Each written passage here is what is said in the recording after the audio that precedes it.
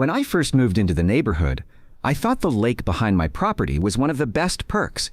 I'd spent years dreaming of living by the water, and finally, I could walk down with a fishing rod after work and unwind. But I quickly learned there was one problem. Karen, the self-appointed queen of the HOA, she believed every inch of the neighborhood belonged to her rules, including the lake that literally sat on my deed property. One Saturday morning, as I sat by the water casting my line, Karen stormed over in her sun hat and clipboard. "You can't fish here.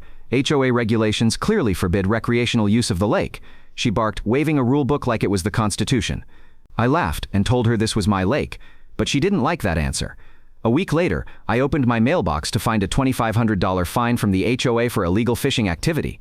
I could have fought in court, but instead, I did something better. I started digging through county records, determined to find the truth. What I discovered shocked me. Years ago, the HOA had failed to renew their claim on the water rights to the lake. That meant they had no legal authority over it. Anyone with enough cash could buy them outright, so I called up a lawyer, filed the paperwork, and within 2 weeks, the water rights were mine. I now legally owned full control of the lake. The next HOA meeting was priceless. Karen smugly announced the fines she was handing out, saving mine for last. That's when I stood up and slid a stack of papers onto the table. "Actually, Karen, you'll need to revoke that fine. As of last week, I own the water rights. The HOA has no authority over this lake anymore." The room went silent. Karen's jaw dropped so low it nearly hit the floor.